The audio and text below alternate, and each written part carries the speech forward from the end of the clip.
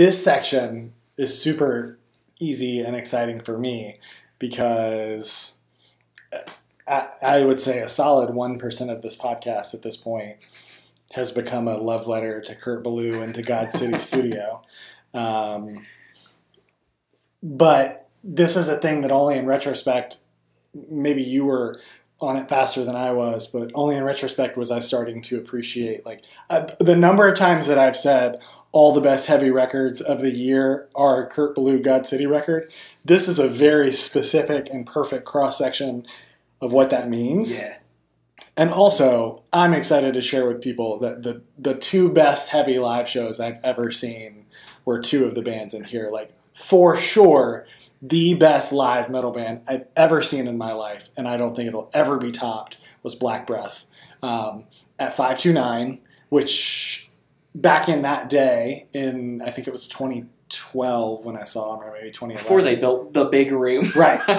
The whole room was the size of this room we're in now. Yeah. And they're two, I don't think it was Les Pauls, but solid body, that type of stock guitars, played through HM-2s into Marshall 800 stacks, and a huge Ampeg bass cab, and a monster drum kit. The dude played a huge kick, and it was 10 to 20 times the volume that should have been in a space that size. But it was Black Breath and Burning Love, featuring Chris Colohan, formerly of Cursed, now of Sect. Is Sect on this playlist? No, they're not. Yeah, Are they? yeah, Yes, yeah. they are. Okay. It was July 1st of whatever year that was. So it was the peak heat of a Georgia summer. It's hot as shit in this room. And I had seen Andy Williams from Every Time I Die had tweeted a month before that, well, Black Breath is the best band that I've ever seen live. And I was kind of into him at that point. And then when one of your favorite band guys tweets something like that, you're like, well, I got to move heaven and earth to see if I agree. And I did, and I'm so glad I did because it's high watermark, all-time top 10 for me. R.I.P. to the bassist of Black Breath. So I'm thank you for the digression. I'm very excited to dig in on this. So two things kind of happened in history, or in the tiny version of history that we're talking about here, I guess. So only two things have ever happened in history. For me, yes, these two things. So the HM-2 grew as a cultural phenomenon inside of these metal subgenres, and so a couple of things started happening at once. One was this lineage that we're seeing of people get perpetually better at mixing music that was driven by HM2 powered guitars, just continued to get better and better to the point to where Kurt Ballou became the uncontested master of how to do this for any band, right? But then the second thing that was happening was, so like I said earlier, the Japanese model of the HM2 is the only acceptable one to a lot of people. So naturally, just lack of availability, pure scarcity is now driving this up. It took me a long time to find mine, and I had to get it shipped from a really weird place. Well, it's kind of like if you are buying an analog receiver, the first Pioneer one that was 1,000 solid state watts before it became digital amplification, that gets so incredibly loud and stays clear. I mean, a good and even decent one of that sells for minimum $1,000 because people realized it's so unique and specific in doing the thing that it does. So if you can get it, hold on to it. Yeah. This is a lot like that, I think. Yeah. So it increased popularity with getting this one really particular one, right? So people were paying a lot of money for it. And then, what happens in capitalism when there's money to be made? People make things. Luckily, in this case, the people who started making things tended to be the people who still care about the culture that they reside within. So people started producing... It'd be like ripping yourself off. Yeah. So they started producing boutique HM2 clones. So now people are taking, okay, give me the best parts of HM2. I know that 4 knobs dialed to 10 is the right tone. now what are the things that people are doing in the studio and live to slightly articulate that for whatever setting that you're in, right? So then people like independent pedal makers started creating a bunch of these, which then created this kind of like virtuous cycle. Right now, Kurt Ballou is consuming and commissioning HM-2 boutique clone pedals to get used on particular records and all that. So like I have personally, I still have like an original serial checked Japanese HM-2, but I also have 2 clones. So I have one of the like super limited edition Nails Tyrant clones that were made. Which that was a Dunwich one? Yeah. I think I have 31 out of 30, I believe. But yeah, so I have one of those, and then I actually have, at this point, we'll say it's one of the bands on this list. The guy asked me who sent it to me at the time. He actually asked me not to tell anybody about it at the time because it was like ahead of official release. And then just to give a final clue, this band broke up not long after that. So, but I've got an HM-2 clone that's a 1-knob HM-2 clone. So it's just a single knob, and it definitely doesn't do volume.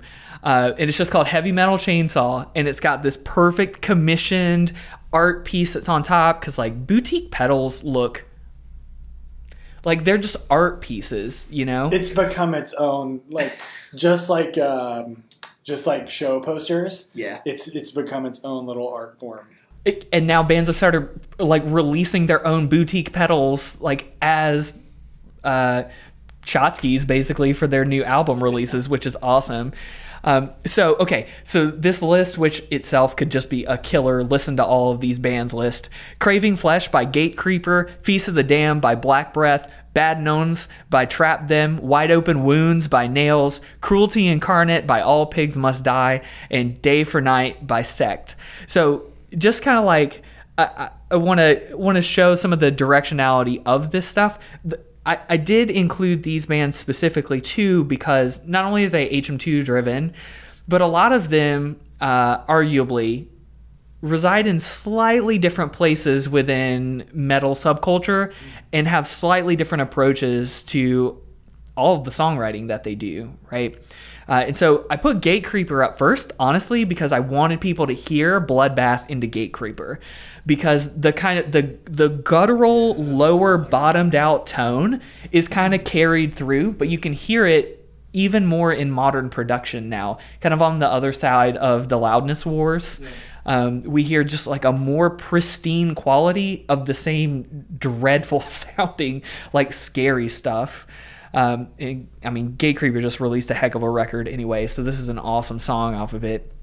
And then, like we mentioned, Feast of the Damned, which is like, you know, if there's going to be a gang vocals part for me and you, that like impromptu, if we ever find ourselves with the song playing on the jukebox, this is going to be the song where we both start yelling wherever we are. That's there. So the record before it, Heavy Breathing, is more of a like, I don't want to scare anyone, like a dark incantation type of record, right? There's a seance on the cover of that one, but then this one is like a hammer, a fist holding a hammer and punching it through glass, and it's their like biker record almost. It's definitely like a leather jacket record.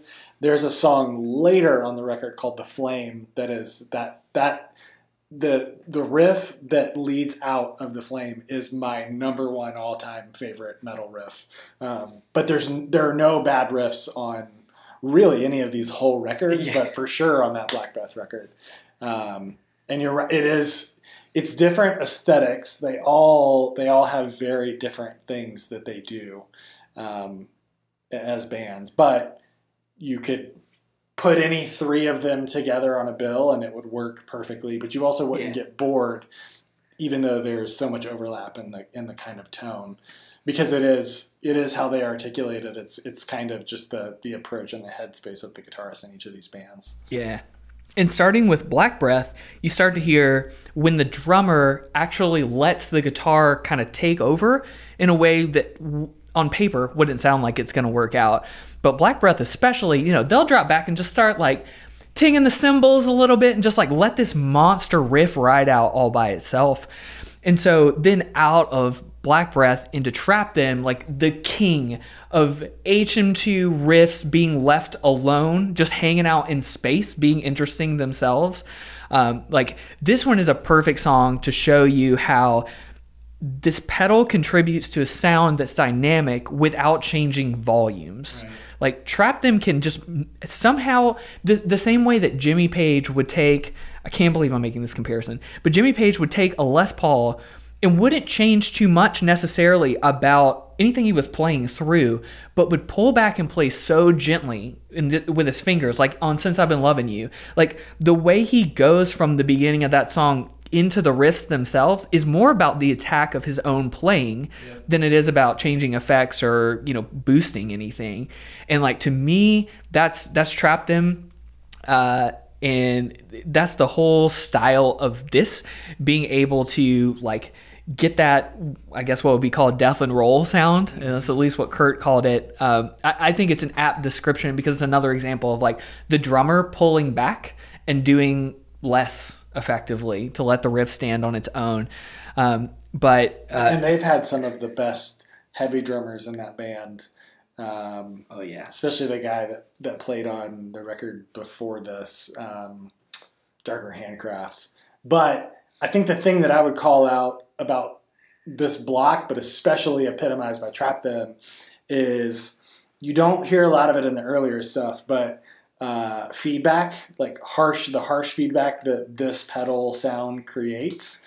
And when you get better amps and kind of a meatier sound, you get harsh feedback, but it also sounds really cool. And Trap Them bookends a lot of their songs, like intro and outroing with like a wah, and it's really, really gnarly. And it's a different sort of cutting buzzsaw type attack, almost like you're firing up the saw. But that band uses it. Brian Izzy is the guy's name, the guitarist's name, uses it to like pitch perfect effect. Yep. And for what it's worth, like straight from Kurt from conversations several years ago when I was trying to learn about this stuff. But he talked about how, like, I was kind of asking, like, how does the HM2 like play into this stuff? Like, how do you get these different variations? And he was saying for Trap Them specifically, it's just an Ampeg V4, basically, like, and he said mixed with something else. Like, obviously, he's not, don't give me 100% of your secret sauce over email to some guy you've never met. But like playing it through a cleaner amp or like a pedal platform, so to speak, where like you're not actually doing much other than ensuring you're amplifying exactly what's coming out of the pedals before them, as opposed to adding another layer of distortion or gain or anything. And you can really hear that in Trap Them. Like they're really just boosting through whatever the HM2 is playing. But then as you start to move then into Nails, now you've got a slightly different subgenre of metal, and like Wide Open Wounds has to be here because like you should just know about the song, period, if you love heavy music. But like, you know, they have a little bit more. It will make you want to put your own head through drywall. I mean, in a good way. In a like because you can way. It is the Hulk smash of riffs. Good. God, that song is so good. Yeah. And like you can, this is going to kind of sound ridiculous unless you listen to the music, but like Trap Them almost uses the tone in a way that starts to sound almost like a gargle, like in the background, where it's got its own kind of guttural quality. And then Nails like makes it brighter. Like it's got a lot more attack the whole time. And you can really, I mean, honestly, like as a guitar nerd, you can hear that bear itself out in their, you know, that custom Tyrant pedal that was made, where it's in HM2, but like we've tweaked the EQ a little bit to be really specific to this. But Kurt also said for Nails, they're using a brighter amp like a Marshall JMP 800 or 5150, blended with an HM2 into a metal zone, straight into the board, no amp sim. So just like, totally different ways of producing the same things, but like all centered around like how do we draw out different aspects of HM2 to make it suit the super heavy music. And for Nails, it's a little bit more crusty in the traditional sense, and like you mentioned D-beat earlier and stuff. So like they're a little bit more on the punk side anyway. Their songs are, you know, often a minute, 2 minutes long, and so it's got this bright, crisp attack. And yeah, just create something totally different.